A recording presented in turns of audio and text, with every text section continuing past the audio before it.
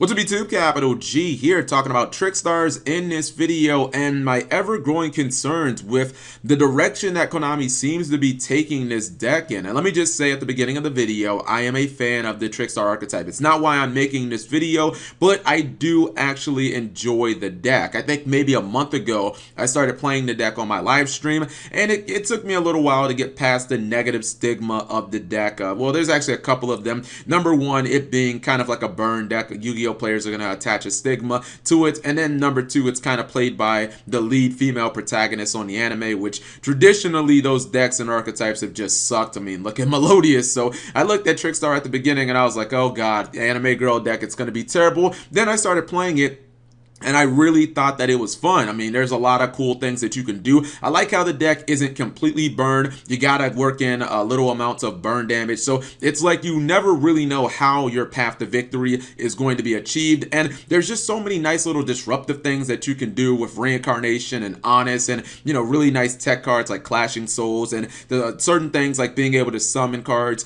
during your opponent's turn with Reincarnation.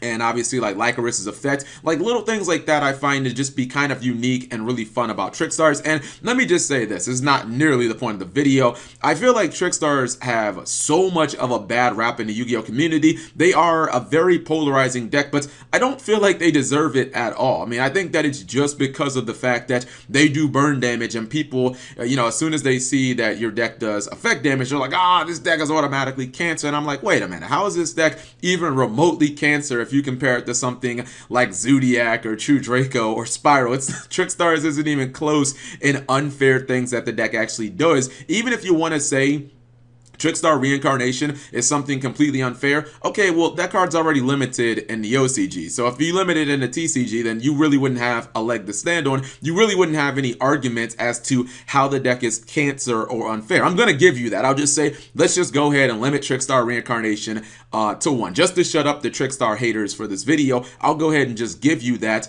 But it really looks like, if you look at the support coming in Extreme Force, it seems like Konami's trying to completely turn the direction that Trickstars was going in, and it seems like they're doing it for no reason other than, I guess, maybe to benefit the anime duels. And I'm just speculating, but the direction that they're taking the deck towards, where the deck is going to be more link summon based, it doesn't, like, it's something that is going to really hurt the deck, in my opinion, in the long run when it comes to its competitive meta play and any implications of the deck continuing to be a strong pick in our metagame. We all know Trickstar right now, probably the second best deck in Yu-Gi-Oh! Even if you hit Reincarnation to 1, it would maybe be tier 1, because I think that its playstyle can be very good. They do have a really good support card coming out soon in the OCG, where it is basically a version of Honest. But if you look at the cards in Extreme Force, I believe right now there are 6 Trickstar cards announced. They all kind of take this deck from being primarily a deck that wants to do a little bit of burn damage and a little bit of poke damage and a little bit of burn damage,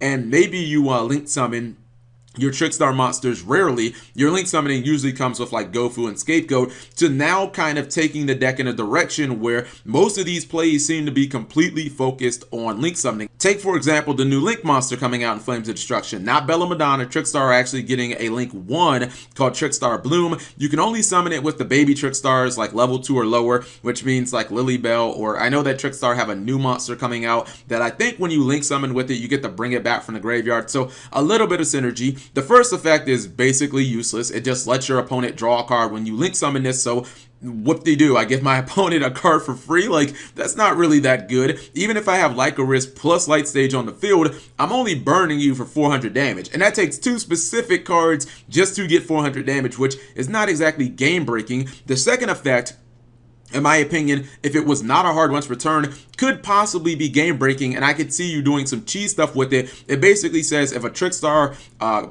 monster this card is pointing to is destroyed by battle or card effect, then you get to do 200 burn damage to your opponent per every card in their hand. And I could actually see you doing some nut stuff with maybe Lycoris on the field, burn your opponent for that 400, ram Lycoris into one of their monsters, burn them for a bunch of more damage, bring it back with Reincarnation, burn them again. But it being a once per turn kills that. It kills any potential of that. So when I look at this card, I'm thinking, okay, did you really just make this card because it's cute and because it's like, a stepping stone for the anime? It doesn't really feel like this card was well thought out, and I don't know, it feels like it's easily the worst Trickstar Link monster, so there's really no help there. Then in Konami's infinite wisdom, they decided to give Trickstar a second field spell, which whoever thought that that was a good idea, can you just like fire that person? Because they clearly don't understand how to develop and how to make a competitive archetype. It never makes sense in Yu-Gi-Oh! To give an archetype multiple field spells because like it just doesn't work. You can't play multiple field spells on your side of the field at the same time. I mean, go ask Ghost Trick players if they're happy that they have like 15 field spells. Like no Ghost Trick players like, yeah, Cap G, this is sweet. We have 8 field spells and we can only activate one at a time, but we have options. Like Ghost Trick players don't like that shit. What they should have done was, I don't know, do the obvious, make this a continuous spell instead of a field spell, so you'd be able to have this and Light Stage on the field at the same time.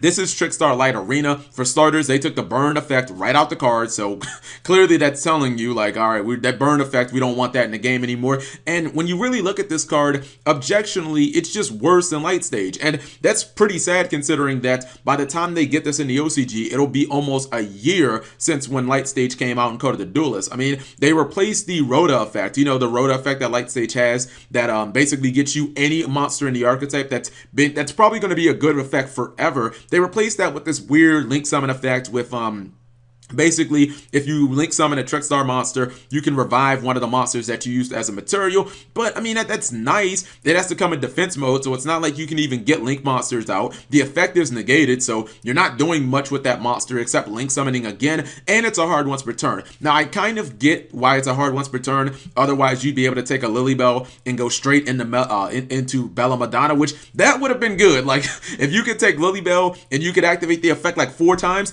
I would probably use that. Actually, hell, you'd be able to link summon infinitely, wouldn't you?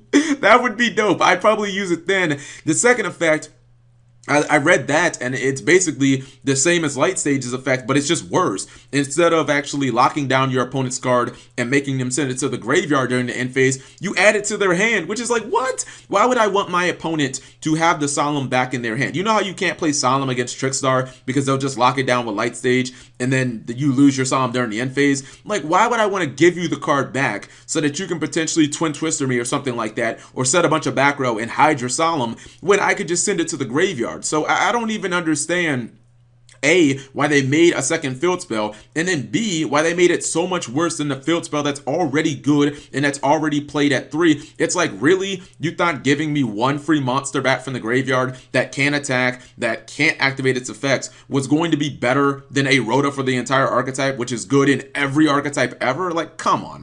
Then you have the third card, which is fairly forgettable. She's a level 4 that lets you discard a Trickstar card to summon a Link monster back from your graveyard. That's actually pretty decent, and I could see you being able to bring back one of your Trickstar Link monsters if you discard Reincarnation, which, might be limited, so I don't know how consistent that's going to actually be. You could summon back another monster immediately as well. That's a pretty sick combo. The problem with this card is the burn effect is it's so forgettable. It only activates when your opponent banishes a monster from their graveyard. It does 200 per, monster, or each time they banish a card. That's like, man, even they found a way to ruin that. Like, what it should be is it should be anytime your opponent banishes a card at any time. Like, if they banish anything from their side of the field or in their hand or in their deck, or anytime they banish a card, it should just do 200. Like, they should be afraid to activate Pot of Desires. They should be afraid to activate Eater of Millions. That would have actually, that would have been really good. Instead, they kind of give us a monster that is okay, but kind of forgettable, and I don't really think you have to run. And you guys probably get my point by now that the new cards from Flames of Destruction,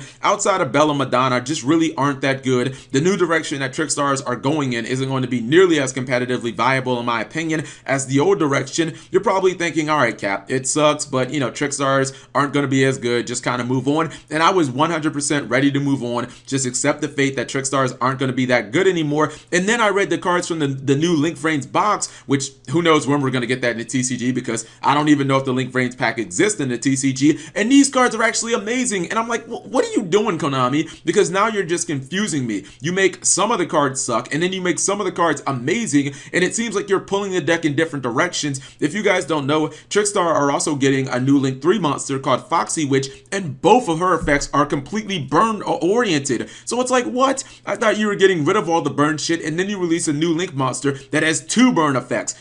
They're also giving Trickstar a new Premature Burial card that's an equip that summons any Trickstar monster back from your graveyard, so obviously you can get your Link monsters back, and then when your Trickstar monster does battle or effect damage, you can summon any Trickstar monster from your hand. This seems like a pretty good card, probably like a one-of, so I don't understand, man. I was completely ready to accept the fact that the new cards were going to be incredibly underwhelming, and maybe Trickstar were just going to suck, but then you release really good cards in a completely different Yu-Gi-Oh product, and I just don't understand if Konami wants Trickstars to be good or not. Do you want them to be a burn deck? Do you want them to be a Link deck? Do you want them to suck? Do you want them to be good? It seems incredibly confusing, and I think the only way I can figure this out is by watching the anime. That's one of the reasons why I'm going to start watching the anime again, so I can kind of understand what Aoi, the character, is going through, so I can decipher if the deck is going to be good or not. So you guys let me know what you think.